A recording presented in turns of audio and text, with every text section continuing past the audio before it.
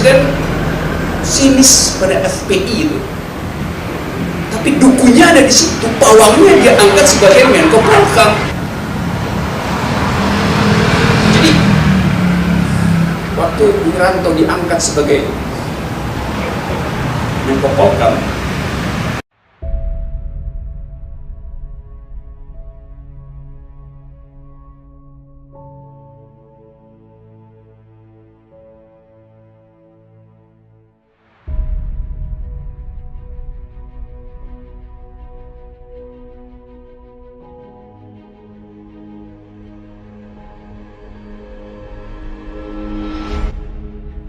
yaitu kecemasan karena pajak tidak masuk, kecemasan karena APBN kita udah 2 kali digunting itu, kecemasan karena produksi minyak kita turun dari 1 juta barel ke 800.000 barel, 800.000 ya, 800.000 dari 1 juta turun berapa? Sekarang dari mana dapat uang untuk bangun infrastruktur, sementara pikiran dasar dari rezim adalah membangun infrastruktur, dan itu ada ongkos lingkungan. Jadi konsepsi kita bernegara sebetulnya dilakukan secara kalau begini, tapi begini, kalau begitu jangan begitu. Jadi kita masuk pada semacam penyelesaian dasar piecemeal, tapi reaksi terhadap perubahan. Jadi nggak ada satu desain untuk melihat masa depan dari segi itu.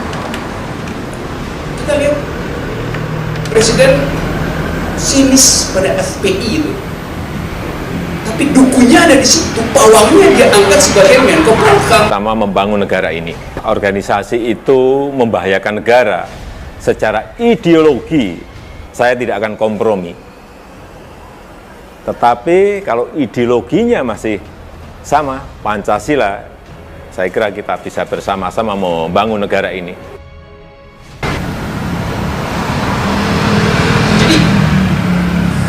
Waktu Wiranto diangkat sebagai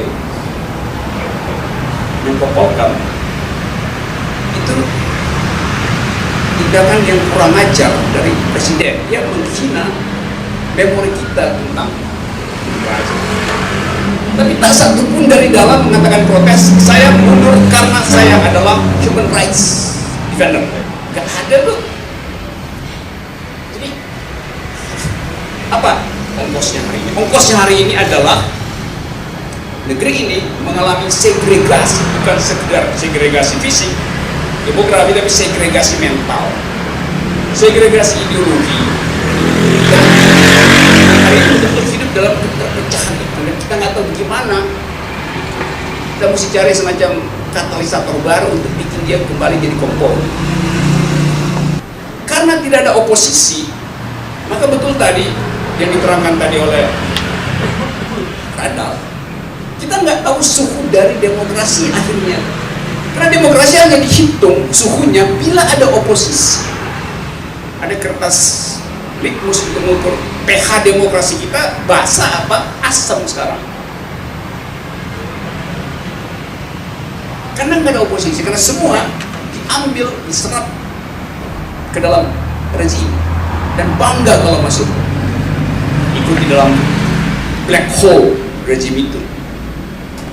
Nah, itu saya kira pentingnya kenapa kita ada di sini, untuk menilai ulang bahwa harus ada yang tetap mengatakan Anda telanjang raja. Semua nggak mau mengatakan bahwa ini raja telanjang. Januari, Februari kesulitan ekonomi, maka terjadilah yang tidak kita inginkan seharusnya, yaitu akumulasi dari segregasi, kemarahan yang ada di Monas itu bukan, bagi saya, kalau saya lihat secara struktural, itu nggak ada urusan dengan ras, itu urusan dengan kelas. Soalnya lah disparitas ekonomi. Dan benar tadi yang dikatakan Radar, ya ekspresi itu mesti dibaca juga sebagai protes terhadap ketidakadilan, lepas dari risik atau siapa yang ada di situ. Tapi bagian ini harus kita ucapkan juga bahwa ada soal kelas di situ, bukan sekedar soal ras atau soal sara secara umum. Kita masuk dalam jebakan itu hari ini, termasuk tadi yang dikatakan oleh Bu Didi akhir tadi. juga akhirnya ikut di dalam grammar yang sama. Padahal Ahok itu nggak di yang siapa yang menuduh Ahok menista agama? Yang menuduh dia adalah PNPS dan KUHP. Jadi yang mesti dibatalkan adalah dalil PNPS dan KUHP. Begitu masuk di pengadilan, segala macam doa atau tangisan gak ada gunanya sebagai dalil pembuktian. Tapi kenapa nggak ada kecerdasan untuk mengatakan bahwa harus ada semacam novelty di dalam legal reasoning. Jadi pengacara di situ mesti berpikir lebih cepat dibandingkan dengan cara berpikir jaksa maupun hakim. Kita nggak dengar satu pengacara di ruang sidang Ahok mengutip peristiwa yang barusan terjadi 2 hari sebelum Ahok disidang, yaitu jatuhnya pengadilan terhadap Geert Wilders yang adalah penghina Islam nomor 1. 27 jam sehari dia menghina Islam di Belanda. Di Belanda biasa aja ya orang memaki-maki. Tetapi hakim bilang saya mau hukum dia. Karena apa? Sebagai seorang, dia lagi run buat jadi Perdana Menteri. Kalau Anda tokoh politik, Anda tidak boleh menimbulkan keresahan. Akibatnya, Wilders dihukum oleh hakim Belanda. Tapi dia tidak dipenjara. Karena bagi hakim Belanda, hukuman publik itu lebih sakit daripada dipenjara. Tetapi kalau masyarakatnya rasional, dihukum bilang Anda bersalah, tidak mengerti etika publik. Di Belanda itu sakitnya itu sini duduk. Karena akan dicatat bahwa ada seseorang tokoh yang pernah dihukum karena menghina demokrasi, walaupun dia tidak dihukum secara pidana. Kenapa jalan pikiran itu tidak dipakai misalnya oleh oleh pengacara Ahok untuk mendalilkan hal yang sama? Bukankah secara mental, secara ideologi hukum kita sama dengan Belanda? Sampai tadi saya nggak pernah dengar ada komentar bahwa hakim pengacara Ahok itu mampu untuk merefleksikan diri dengan cara berpikir seperti kasus Wilders. Kesimpulan saya, dia nggak baca kasus-kasus internasional. Jadi kedunguan pengacara bertemulah dengan kecengengan seorang tokoh. Akibatnya dibully aja setiap hari. Ya betul, saya kirim notes pada Ahok. Gua mau jadi saksi ahli lu dalam soal legal reasoning. Ya kasih poin berapa? Tentu ini yang maki-maki saya nggak ngerti bahwa saya berteman baik dengan Ahok itu. Karena satu waktu ada orang bilang, Anda kan nggak kenal Ahok. Saya bilang iya, emang saya cuma pernah lihat dia di mall gitu. Padahal Ahok saya yang bawa dari Belitung masuk ke Partai Indonesia Baru dan belajar politik di situ. Soal itu nggak penting buat publik. Karena publik sudah dirasuki oleh semacam kegairahan bahwa ini ada tokoh yang nggak mungkin digantikan. Jadi publik kita sebetulnya nggak lagi berpikir, tapi berdoa tiap hari. Padahal demokrasi itu nggak ada urusan dengan doa. Nah, akibat dari intelektual kita gagal untuk memelihara terminologi dasar demokrasi, sekarang kita nggak tahu kita debat tentang apa. Yang didebati sekarang itu kelompok yang intoleran itu. Ya, memang nggak intoleran dari awal, FPI intoleran. Tapi kalau saya uji misalnya, kelompok yang menamakan diri Islam liberal misalnya, beberapa tokohnya menganggap bahwa FPI intoleran. Oke. Sekarang kalau saya tanya, kalian toleran nggak kalau ada orang yang ateis?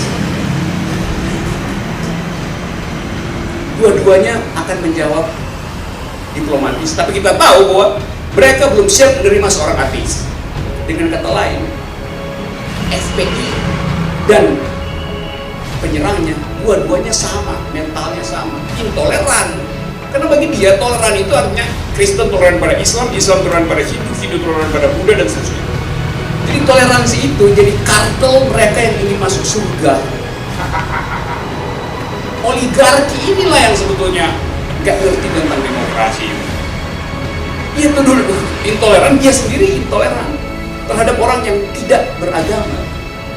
Padahal konstitusi kita nggak mengatakan warga negara wajib beragama. Agama di dalam konstitusi kita adalah hak. Artinya boleh dipakai, boleh tidak.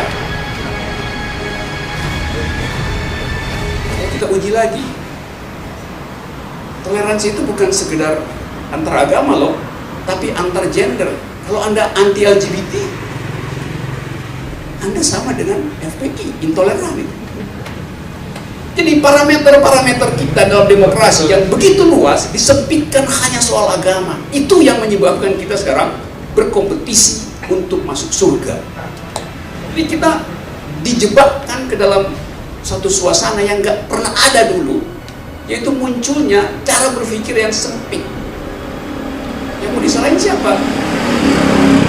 Kita bisa bilang itu warisan Soeharto boleh, tetapi kalau terus kita bilang itu warisan Soeharto, maka itu adalah warisan Sriwijaya, itu adalah warisan Majapahit, itu adalah warisan Mataram. Gitu. Orang nggak mau ambil tanggung jawab mengatakan bahwa rejim gagal untuk beternak ide demokrasi, bahkan beternak ide demokrasi. Artinya apa? Kita tidak punya kurikulum citizenship. Yang mesti diedarkan adalah prinsip berwarga negara, bukan prinsip beragama.